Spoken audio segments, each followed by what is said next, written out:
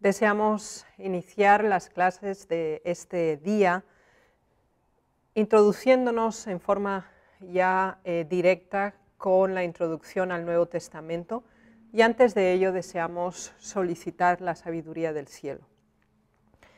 Padre nuestro que estás en los cielos, ante ti venimos en esta hora para agradecerte por el privilegio de poder tener las Sagradas Escrituras y poder considerarlas, escudriñarlas, y también ahora solicitar que tu Santo Espíritu impresione nuestras mentes, nos dé sabiduría y también atesore estas maravillosas verdades en nuestra vida práctica. En el nombre de Jesús, amén.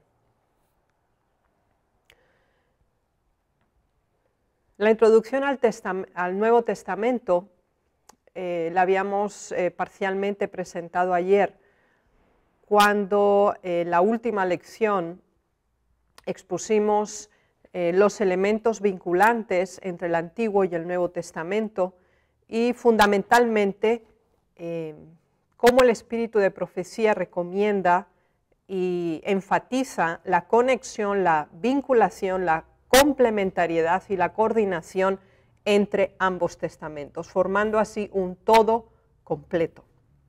Así pues, vamos a proceder a nuestra segunda clase del Nuevo Testamento, y el primer elemento básico a considerar es que el Nuevo Testamento es una colección de 22 escritos religiosos, relativamente cortos, si los comparamos con libros extensos como Isaías o como Jeremías, y de hecho constituye esa segunda parte de la Biblia cristiana, porque obviamente las escrituras judías no incluyen esta segunda sección, y el Nuevo Testamento es la segunda división de las Sagradas Escrituras.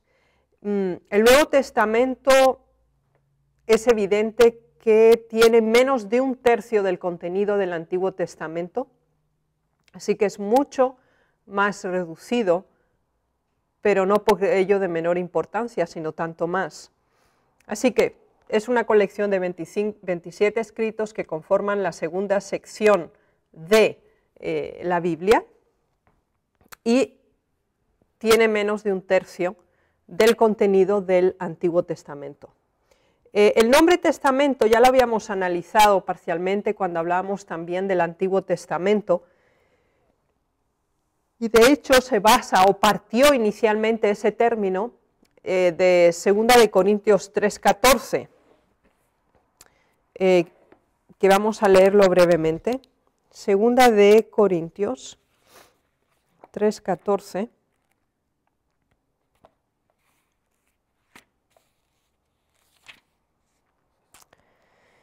Pero el entendimiento de ellos se embotó, porque hasta el día de hoy, cuando leen el antiguo pacto, les queda el mismo velo no descubierto, el cual por Cristo es quitado. Habíamos explicado que obviamente el apóstol no se refiere al Antiguo Testamento como tal, sino al antiguo pacto. Pero en algunas traducciones encontramos por primera vez esa terminología de testamento. También habíamos mencionado las citas de la epístola a los hebreos, y ruego que tomen en consideración el análisis de esta terminología de las lecciones correspondientes al Antiguo Testamento. De acuerdo a la información que se tiene y de la que se dispone, el primer escritor que usó la asignación Novum Testamentum, es decir, Nuevo Testamento, fue Tertuliano. Es la primera prueba escritural que tenemos que Tertuliano usó esta terminología de Nuevo Testamento, y él vivió entre los años 160 y el 210, y el uso que él le dio muy rápidamente se generalizó. En la gráfica que tienen en pantalla tenemos una división a modo de gráfica porcentual de los libros del Nuevo Testamento. Tenemos dos, por género y por autores, y si se fijan por un momento, Por género, la sección más extensa es la de los evangelios, siguiendo las cartas o el género epistolar, los hechos de los apóstoles y Apocalipsis. Sin embargo, por autores es muy interesante constatar que por extensión, el porcentaje de texto escrito, Lucas y Pablo son los más prolíferos. Tenemos también especialmente ya Marcos, Juan, incluyendo obviamente solo los evangelios, y Mateo.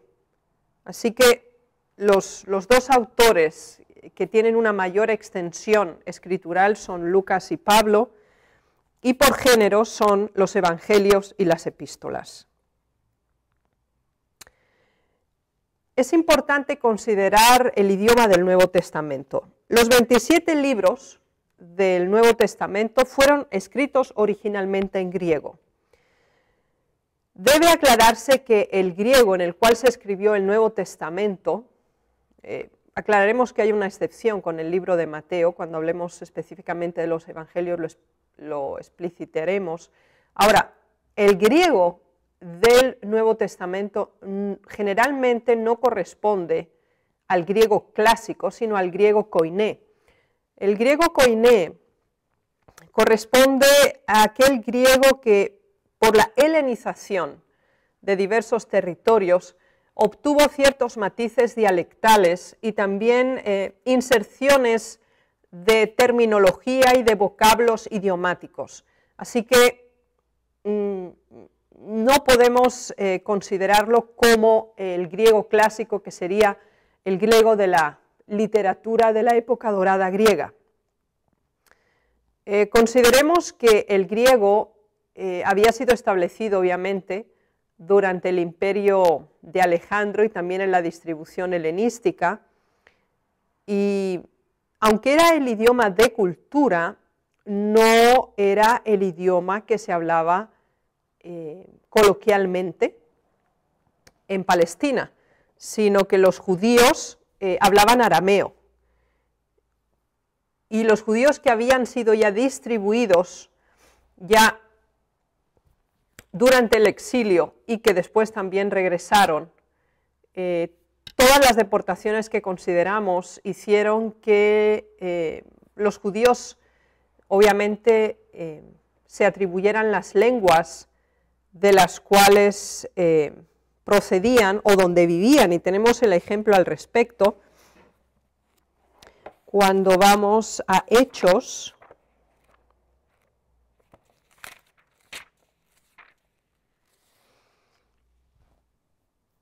Y podemos leer en Hechos capítulo 2, dice así.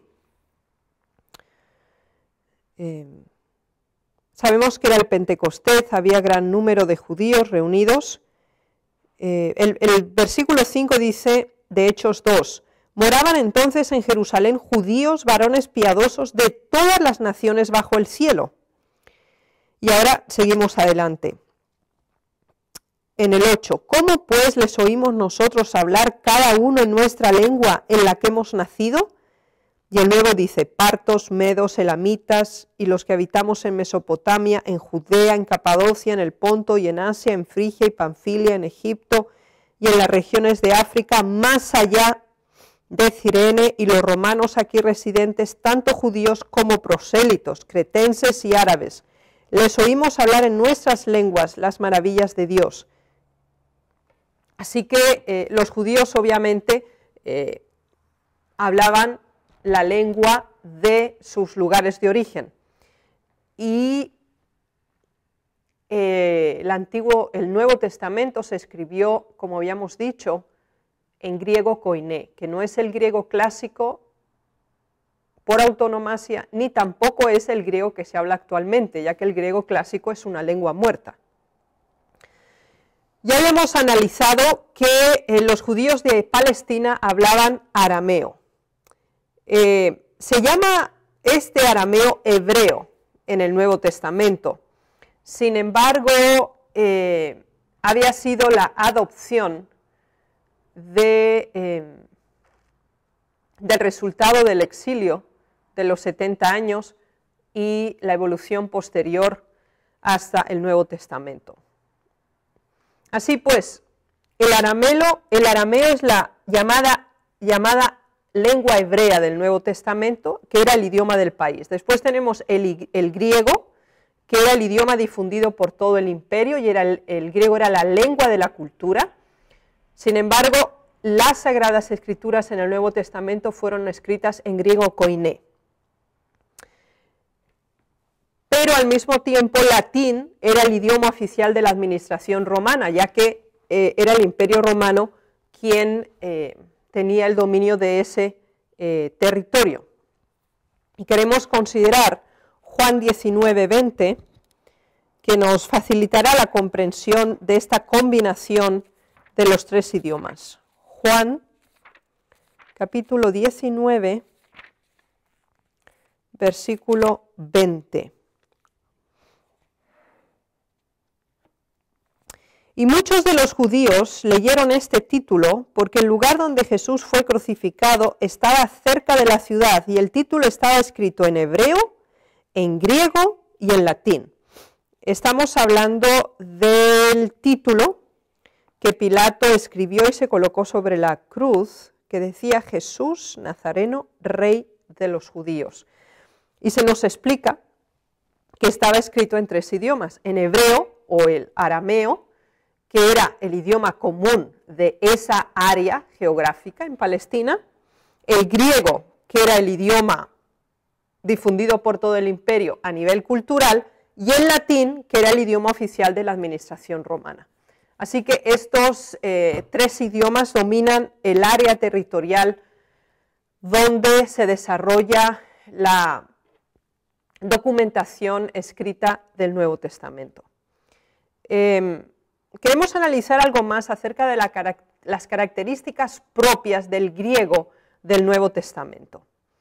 En fonética, gramática y sintaxis, así como vocabulario, el griego del Nuevo Testamento difiere del de las obras clásicas. Así pues, en ningún momento estamos hablando del griego clásico de la época dorada del Imperio griego con sus grandes obras, así denominadas, sino que los escritores escribían en griego, pero pensaban en hebreo. Y eso es muy interesante, porque la mayoría de los autores son hebreos de origen. Y por eso, en todo el estilo en el cual se escribe, estaban influidos por su lenguaje semítico, ya que ellos pensaban en arameo o en hebreo del Nuevo Testamento. Por lo tanto, encontramos muchísimos hebraísmos, y tanto palabras como formas del Nuevo Testamento que no se encuentran en el griego clásico. Vamos a dar varios ejemplos. Por ejemplo, valga la redundancia, el término gehenna, que lo encontramos en Mateo 5:22. Mateo 5:22.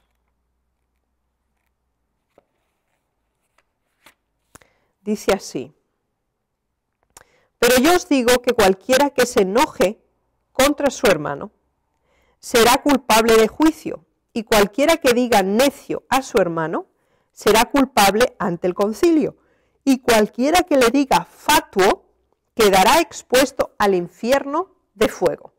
Entonces, el infierno de fuego, así se ha traducido el término gehenna. Sin embargo, deriva del hebreo que es Hinón, obviamente de un área topográfica específica, el valle de Hinón, expresión que no podía entender un griego que no estuviera familiarizado con el área geográfica de Jerusalén, porque sabemos que era justo el lugar donde se quemaba, se eliminaba toda la basura de la ciudad de Jerusalén. Este es un ejemplo típico de ese intento de expresar en griego la idea hebreo-aramea, ya que los escritores eran judíos, pensaban en arameo-hebreo, pero estaban escribiendo en griego. Entonces, esto hace que tenga unas características especiales.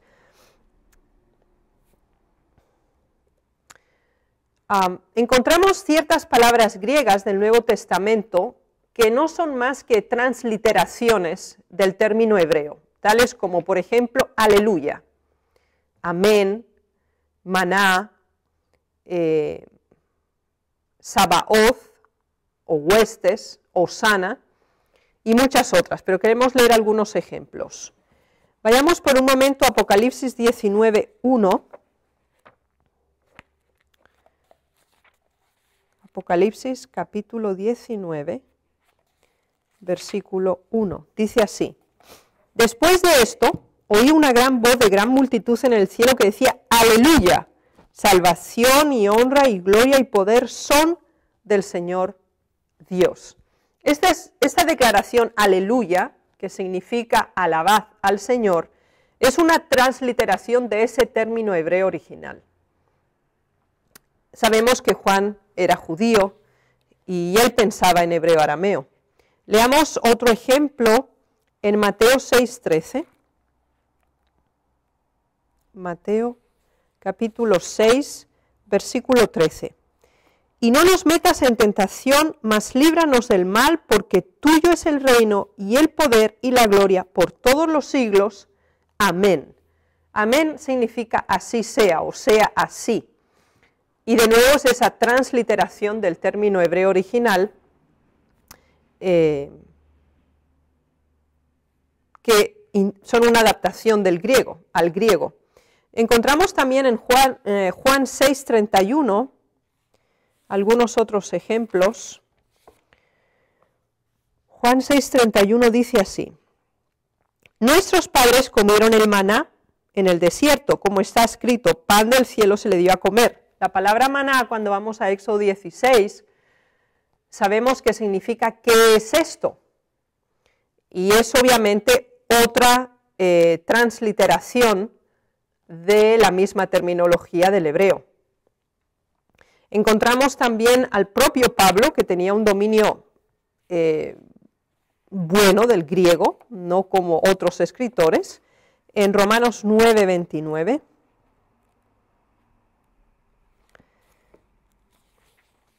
Dice así: y como antes dijo Isaías,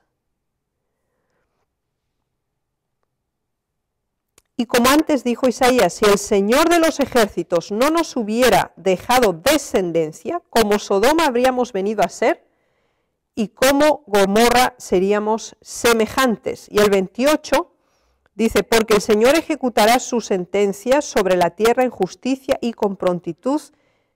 Él es el Señor de los ejércitos. Esta declaración, Señor de los ejércitos, es netamente procedente de una mente semítica, de una lengua semítica, porque el término el Señor de los ejércitos es Sabaoth o huestes, Jehová de las huestes. También tenemos otros términos, pero creo que los citados nos ayudan a ilustrar la combinación entre el modo de pensar y el modo de escribir, el intento de adaptar la idea a la expresión. No solamente encontramos términos netamente hebreos usados en el Antiguo Testamento, sino también algunas expresiones arameas, y lo podemos constatar en Marcos 14:36. Nos dice así la palabra de Dios: y decía, Abba, Padre, todas las cosas son posibles para ti, aparta de mí esta copa, mas no lo que yo quiero, sino lo que tú quieres. Así que esta palabra Abba, que significa Padre, está escrita directamente en arameo y adjuntado la palabra Padre a su vez. Encontramos también en Marcos 7:34 otro ejemplo muy evidente del uso del arameo, y dice así: y levantando los ojos al cielo gimió y le dijo, Efata, es decir, sé abierto. Entonces, Efata, así como Abba, es un término netamente arameo, mientras que Abba significaba padre, Efata significa sé abierto. Y el propio autor es consciente del término que está usando, tiene el propósito de decirlo porque el Señor Jesús lo pronunció en arameo, y entonces coloca lo que significa, y lo hace en griego entonces. Leamos otro ejemplo más, en Marcos 7:11, muy cerca de esta misma cita. Pero vosotros decís, basta que diga un hombre al padre o a la madre es corbán, que quiere decir mi ofrenda a Dios, todo aquello con que pudiera ayudarle. Así que corbán es un término netamente arameo, y el propio autor inserta y dice una ofrenda dedicada. Y uno más todavía que es muy hermoso, en 1 Corintios 16:22. 1 Corintios capítulo 16, versículo 22. El que no amare al Señor Jesucristo sea anatema. Maranata, que significa el Señor viene. Maranata es un término netamente arameo. Así pues, aquí nos damos la cuenta, escrito en griego, con una mente semítica, usando términos hebreos del Antiguo Testamento y también términos arameos propios del lenguaje común de la época, lo cual convierte el griego usado en el Nuevo Testamento en una modalidad especial, y por eso le llamamos el griego del Nuevo Testamento.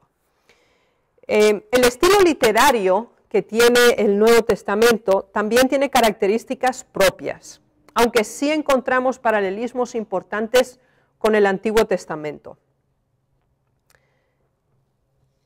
El griego más sencillo, más simple que encontramos en el Nuevo Testamento es el que corresponde al libro de Apocalipsis, mientras que el más refinado y el más elegante es el de la epístola a los hebreos. Así que el griego más sencillo es el de Apocalipsis, el más exaltado, el que tiene giros, modos y terminología de la más refinada en el lenguaje griego, es la epístola a los hebreos. Los escritos de Lucas, tanto el Evangelio de Lucas como también los Hechos de los Apóstoles, están muy cerca de la epístola a los hebreos en lo que se refiere al estilo, porque la excelencia de la terminología, la estructuración de las frases y el estilo de redacción es también de los más elevados. Podría compararse o se encuentra casi al nivel de la excelencia del griego expuesto en la epístola a los hebreos. Y las otras 13 cartas que llevan directamente el nombre de Pablo también siguen en la categoría. Lucas empleó un griego más elegante que el de Marcos y Mateo y casi no usó palabras de procedencia extranjera. Sí encontramos algunas. Sin embargo, él intentó enmarcarse en la lengua que estaba escribiendo y evitar cualquier otra terminología procedente de otro idioma. Pablo también demuestra en sus cartas que conocía el uso culto del griego y las expresiones que él usa, la elección de las palabras revela que él era un erudito en el griego clásico. Lo conocía, lo había estudiado, y aunque él, obviamente su lengua de expresión general era el arameo, sí se expresaba en un griego altamente cultivado. Así que, en resumen, si tomamos el conjunto de los libros del Nuevo Testamento, la epístola a los hebreos es la obra literaria magistral del Nuevo Testamento. No solamente porque combina prosa con poesía, sino que además es el nivel griego más elevado. Generalmente todo el Nuevo Testamento está en prosa, pero sí tenemos secciones específicas, interrelacionadas, combinadas a lo largo de los libros, que introducen secciones en poesía. Y gran parte de esas secciones en poesía corresponden a citas del Antiguo Testamento o parafraseados de declaraciones originalmente escritas en el Antiguo Testamento. Vamos a considerar por un momento las variantes textuales que encontramos en las diversas modalidades de reproducción del Nuevo Testamento. El único método de reproducir la Biblia, específicamente nos centramos en el Nuevo Testamento, fue durante largos siglos copiar su texto a mano. Esa era la modalidad, hasta que en 1470 aproximadamente aparece por primera vez la imprenta con Gutenberg. Así que este sistema de copiar a mano incluía y presumía la introducción de errores por parte de los copistas. Y una primera falta elemental que se constata por la comparación de copias del mismo manuscrito son intercambiar sinónimos, es decir, hablar, decir o expresar. Y muchas de estas sustituciones aparecen en los manuscritos del Nuevo Testamento. Obviamente esto no influye en ningún momento en el sentido o el significado de la declaración original, pero de un copista a otro quizá pensó que este otro término era mejor y usó un sinónimo de aquel original que él estaba copiando. Y esto se constata cuando se comparan los diversos manuscritos. Estudiaremos este tema específicamente en otra clase. Hay que tomar en consideración que otra característica importante que es un resultado de ese sistema de copiado manual no es solamente el intercambio de sinónimos, sino la diferencia en la secuencia de las palabras de un manuscrito a otro. Aunque el pensamiento sea idéntico, al introducir sinónimos, también se alteró el orden de las palabras en una frase. También esto no influye en el significado original de los versículos, como los conocemos hoy, pero sí permiten constatar la inserción de los copistas y comprobar manuscritos realizados por diferentes copistas. Otra característica propia de esta dinámica de la reproducción manual es la omisión de palabras, sea para reducir la frase sin cambiar el significado, o a veces se encuentran también manuscritos que han podido saltarse en la copia una línea o olvidarse algunas palabras. La bendición del Señor se ha demostrado en el hecho de que en la comparación de tantas copias siempre se puede establecer esos vacíos que hayan podido quedar. También encontramos otra variante textual y no es ya la omisión, sino que es la adición en el texto, cuando por ejemplo se añade un artículo definido en ciertos pasajes que no estaban, por ejemplo, en manuscritos más antiguos, con el intento de expresar en una forma más clara o más definida ese mismo pensamiento. Así pues, en las variantes textuales debemos considerar que son el resultado obvio del sistema de reproducción manual de la Biblia. Así que tenemos errores típicos de uso de sinónimos, no siempre usar o copiar exactamente el mismo término, también la diferencia en la secuencia de las palabras en una misma frase, la omisión de algunas palabras, y ha habido casos incluso de líneas completas, y también la adición de ciertos elementos en la frase, especialmente artículos, con el fin de facilitar la comprensión o agilizar la dinámica literaria en la lectura.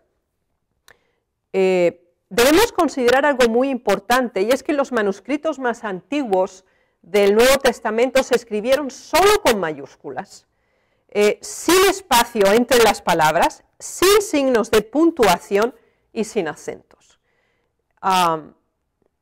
Y cuando uno tiene el privilegio de observar estos manuscritos y tiene ahora las Sagradas Escrituras, uno comprueba cómo el Señor ha velado sobre su obra inspirada a lo largo de los siglos, sobre las traducciones, así como las copias, estudiaremos más en detalle. Pero estas variantes textuales básicas que han sido mencionadas son fundamentales para tener una concepción correcta de no solo la estructura literaria, sino la reproducción manual del Nuevo Testamento. Además de las variantes involuntarias, hasta cierto punto podríamos llamarlas así, ocasionadas por el elemento humano, tenemos también otros manuscritos posteriores donde sí se puede constatar una intencionalidad con el propósito de mejorar el texto. Y cuando se hace un conteo general de los manuscritos del Nuevo Testamento que se disponen, son aproximadamente entre 5.100 a 5.200. Y esto ha facilitado mucho la posibilidad de selección por comparación, en un primer nivel, después por comparación cronológica, en un tercer nivel por comparación cronológica terminológica y en otro nivel más todavía de acuerdo a la evolución lingüística. Esto ayuda a tener la panorámica completa y llegar a un texto que el Señor preservó para que llegara hasta nosotros con bien. En relación a la modalidad de esta transcripción manual del Nuevo Testamento, los escritores disponían de diversos materiales. El pueblo generalmente escribía en fragmentos de alfarería que se denominaban ostracones, que sería casi una extensión de las tablillas cuneiformes. También escribía la gente común en tablillas de madera recubiertas de cera, en cuero, pergaminos y en papiros. Ahora, cuando se trataba de documentos más extensos o de obras literarias, como es el caso de los libros del Nuevo Testamento, el papiro era el material de escritura más barato y más frecuentemente usado en la primera fase de la transcripción. Después constataremos cómo los pergaminos tomaron su lugar. Precisamente los códices de pergamino, el papiro conocemos es de origen vegetal, el pergamino de origen animal, tenían más posibilidad de conservación y más posibilidad de manualidad, es decir, podía darse más uso y tenía una capacidad de utilidad mucho más extensa. Y por esa razón encontramos los grandes códices de pergamino del Nuevo Testamento que estudiaremos en otras lecciones, los cuales se superponían en 4 hojas rectangulares, se doblaban por el medio y se unían con una costura en la doblez, que de hecho es la forma más arcaica del encuadernado por folios de A4 que todo libro moderno actual tiene. Así que básicamente este era el método que se usaba para encuadernar los libros. Los manuscritos más famosos y mejor conservados del Nuevo Testamento no están escritos en papiro, sino en pergamino, que era material hecho con el cuero de cabritos, antílopes, ovejas, becerros y animales semejantes. Podemos ver aquí en pantalla un mapa de la Palestina del tiempo de Jesús y posterior también. Y nos vamos a dar cuenta que en el área principal del Nuevo Testamento, en su primera sección de los Evangelios, nos vamos a básicamente mover dentro de esta área, la cual era territorio del Imperio Romano, era parte de sus posesiones en Asia. Tenemos al sur Egipto, que también está bajo el dominio del Imperio Romano. Tenemos al norte Siria y Fenicia, y después tenemos distribuido en forma interesante el territorio entre el Mar Grande o el Mar Mediterráneo y el río Jordán y más allá del río Jordán.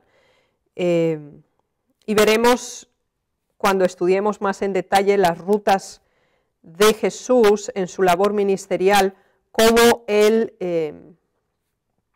se preocupó de cubrir toda esta área, de norte a sur, de sur a norte y ambas orillas del río Jordán. Cuando nos extendemos ya a un nivel continental mayor, incluimos también Europa, y esta es el área básica de la segunda gran sección del Nuevo Testamento. Los 3 viajes fundamentales de Pablo, las rutas misioneras también del resto de escritores de epístolas, los estaremos enmarcando justamente en este área, Asia Menor y básicamente el Mediterráneo y sus países limítrofes. Tenemos actualmente lo que tenemos en el mapa como Tracia, equivaldría a ser Bulgaria actualmente.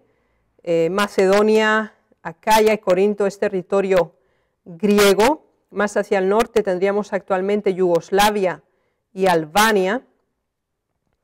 En todo el área del Asia Menor tendríamos actualmente Turquía. Italia corresponde al mismo país. Tenemos también Chipre, tenemos Creta, tenemos la isla de Malta, y el enmarcamiento de la segunda sección del Nuevo Testamento incluye la extensión por primera vez fuera del territorio que estamos enmarcados geográficamente siempre en el Antiguo Testamento. Aquí la extensión se proyecta de otro modo. Iremos más en detalle en el aspecto geográfico. Esta lección era tenía netamente el propósito de presentar las generalidades, principios fundamentales a considerar. Las lecturas recomendadas son el libro de Bibliología, tomo 1, páginas 19 al 33 y de la página 36 hasta la página 40, y el capítulo 2, el pueblo elegido del deseado de todas las gentes. Y como tarea, consideramos que sería de gran eficiencia que resumieran en 5 elementos las variedades idiomáticas en el Nuevo Testamento. La idea de esta tarea es la siguiente, es decir, deben establecer el griego, koiné, el hebreo y el arameo, y establezcan por lo menos 5 elementos que pueden encontrar en los libros del Nuevo Testamento del uso de cada uno de ellos. 5 para cada uno de estos idiomas, y después expliquen el contexto. Obviamente en relación al autor y el propio versículo bíblico. De este modo, habríamos cerrado esta primera lección del Nuevo Testamento en relación a las generalidades, y esto nos llevará a hacer una pausa para introducirnos posteriormente en nuestro tercer tema, que es la cronología histórica, escritural y sinopsis. Así pues, el Señor les bendiga y volveremos de nuevo a las 10:15.